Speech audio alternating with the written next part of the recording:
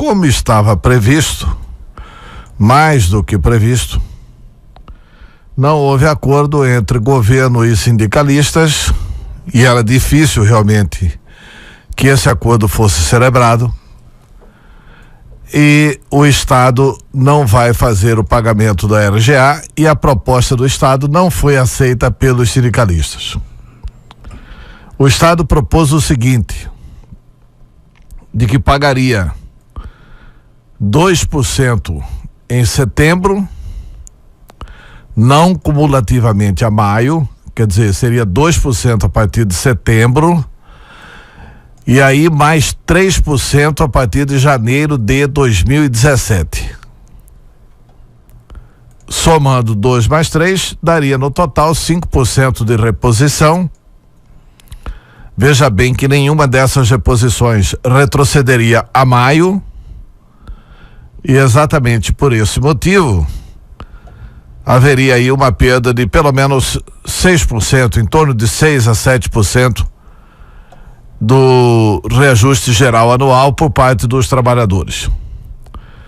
O Estado falou isso e disse que nos números que mostrou e que estão à disposição dos sindicatos, essa é a única possibilidade do Estado fazer. E ontem nós tivemos a oportunidade de comentar esse assunto, porque ninguém tem o espírito, não é só na área pública, não, na área privada também. O ideal é o patrão ter condições de pagar os salários em dia, que enche de satisfação qualquer patrão, e também o empregado, quando recebe o salário em dia. E o ideal é também conseguir dar os reajustes necessários para que não haja perda de compra no salário do trabalhador. Às vezes nem sempre isso é possível. Na iniciativa privada é comum a negociação para a redução de jornada de trabalho, para evitar a demissão, o reajustamento para evitar a demissão. Essas negociações existem entre categorias de trabalho na área privada.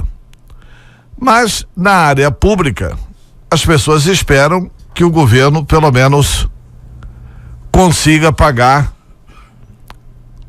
o equivalente à inflação, o que não significaria nenhum aumento de ganho real. A continha receita em 160%, 170%, e as despesas aumentaram na ordem de 220% com folha de pagamento. Então, a continuar nessa progressão, daqui a pouco vai ficar impagável a folha de pagamento.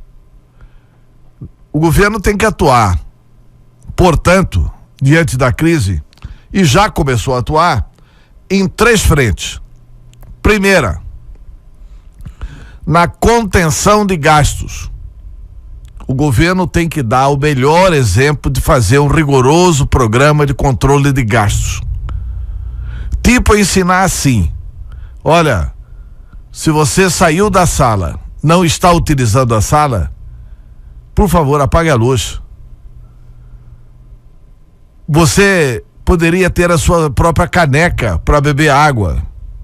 Parece que não é nada, mas no final lá dá uma economia significativa. O governo deveria também fazer uma reavaliação de empresa por empresa que ainda existe no estado de Mato Grosso, para verificar quais delas são absolutamente necessárias ao nosso desenvolvimento e com qual tamanho. O Estado não é para fazer tudo. Por exemplo, nós já tivemos aqui Secretaria da Indústria, Secretaria do Comércio e Secretaria do Turismo. Hoje nós temos e Secretaria da Agricultura. Hoje nós temos uma secretaria só, que é a Secretaria de Desenvolvimento Econômico. Juntando todos os setores. É aquela reclamação notada ontem por parte dos servidores do Poder Executivo. Os outros poderes, se referindo ao Legislativo e ao Judiciário e ao Ministério Público, pagaram. O Tribunal de Contas não pagou também o RGA. Também não pagou o RGA. E muito mais num gesto de solidariedade com os funcionários do Poder Executivo. Agora, os outros poderes pagaram com os seus duodécimos, porque tem um duodécimo a mais aprovado no orçamento passado para o ano de 2017, mas isso só vai ter repercussão no ano de 2017. Para o ano de 2017, já está sendo feita uma senhora economia. Os poderes abriram mão de um reajuste de 15%. O Ministério Público vai receber menos 15%, o Tribunal de Contas menos 15%, o Tribunal de Justiça menos 15% e o Poder Legislativo menos 15%. Tá certo que os líderes dos poderes que participaram ontem ainda vão discutir isso com as suas equipes econômicas e com as suas direções. Mas isso já ficou previamente acordado, de que a crise é do Estado e o Estado não é só o Poder Executivo. O outro caminho que tem que ser atacado é exatamente o caminho da Receita. Ora, o Estado tem que olhar a questão da Receita. E olhando a receita mais óbvia, que está na cara de todo mundo, é que tem que tributar o agronegócio. Você não cobrar imposto sobre a soja, porque ela é exportada, tudo bem. Você não cobrar imposto sobre o algodão exportado, tudo bem. Agora, metade da produção do estado, 52%, não é exportado. Por que não fazer a taxação como ocorre no estado de Mato Grosso do Sul? Mato Grosso do Sul tributa metade da sua produção em 12%. Aqui, a produção é tributada em quase nada, em 3%. Isso faz, inclusive, uma concorrência desleal em favor de Mato Grosso entre os dois estados. Na verdade, não é em favor de Mato Grosso, é em favor do produtor de Mato Grosso, porque o estado deixa de ganhar com isso. Então, encontrando receitas sem prejudicar a grande maioria da população. Não pode querer aumentar imposto para pegar a classe média.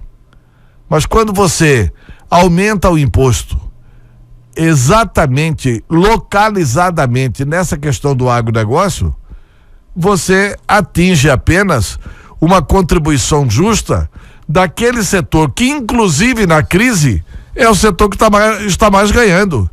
E toda crise é assim. Sempre tem alguém que ganha. E alguém que está mais ganhando hoje é exatamente o setor de venda de commodities no estado de Mato Grosso.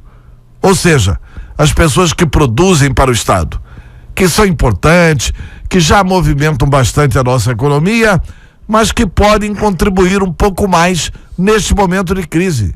Não é nada, absolutamente nada contra eles. Ao contrário, é reconhecer a importância deles no desenvolvimento do estado e a capacidade contributiva de cada um.